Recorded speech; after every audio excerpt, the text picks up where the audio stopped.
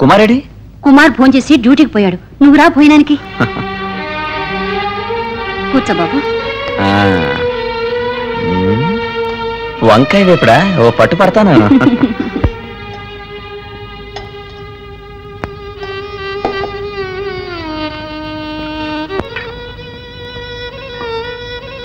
Sir. ఏం కృష్ణ? భాస్కర్ మిమ్మల్ని urgent గా పిలిచారమ్మన్నారు సార్. ఏదో ముఖ్యమైన విషయం అంట. ఇదిగో వస్తున్నాను. అదేమిట్రా? ఫోన్ చేసి పో. చిటికలో వస్తానవా?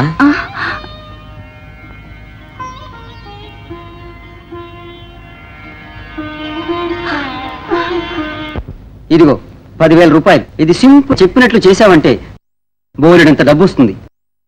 చెప్పండి, నేనేం చేయాలి? నేను ఇచ్చే వస్తువులను రెండో కంటి వాడికి తెలియకుండా చేర్చవలసిన స్థలానికి నువ్వు తీసుకుపోవాలి. స్మగ్లింగ్ చేయమంటున్నావా? అతి తక్కువ వ్యవధిలో ఎక్కువ సంపాదించాలంటే ఇదే మార్గం. దేశద్రోహి, ఇటువంటి చట్టవిరోధమైన పనులకు నేను చచ్చినా ఒప్పుకోను. ఈ పనులు చేసే వాళ్లకు సమాధులు కట్టి పారేస్తాను. ఏమైంది మాణిక్యం?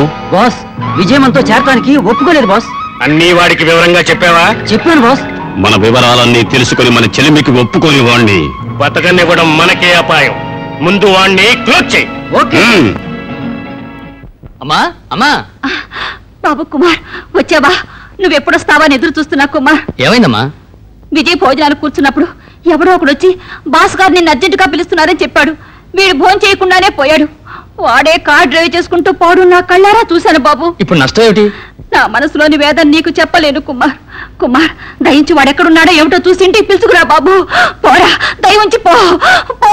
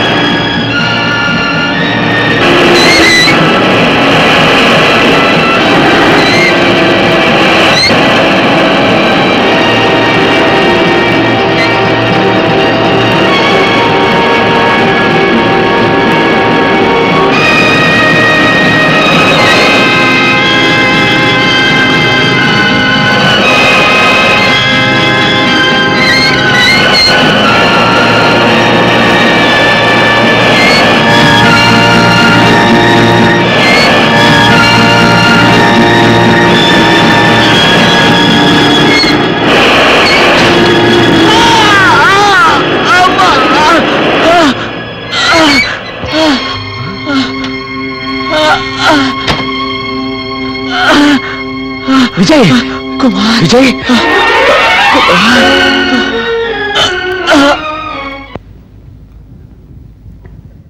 డాక్టర్, ఎంత ఖర్చైనా పర్వాలేదు. అవును డాక్టర్, విజయ్ని మీరు ఎలాగైనా కాపాడండి. నా ప్రయత్నం నేను చేస్తాను, దిగులు పడకండి. అమ్మా, విజయుడు బాబు, వాళ్ళ బాస్ గారి కారు బెంగళూరు సమీపంలో రిపేర్ అయింది. దానికోసం పోయాడు. ఎప్పుడు వస్తాడు? రిపేర్ అవగానే వస్తాడమ్మా. నాకెందుకు భయంగా ఉంది. నువ్వు ఊరికే భయపడకమ్మా, వచ్చేస్తాడు. అమ్మా, బాగా ఆకలి వస్తుంది, త్వరగా అన్నం పెట్టమ్మా. రా బాబు.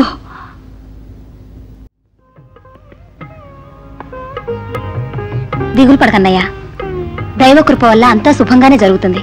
రాధా, విజయ్కి మందిచ్చావా? ఇచ్చానండి. కాసేపు ఉండండి, నేను పోయి భోజనం తీసుకొస్తాను.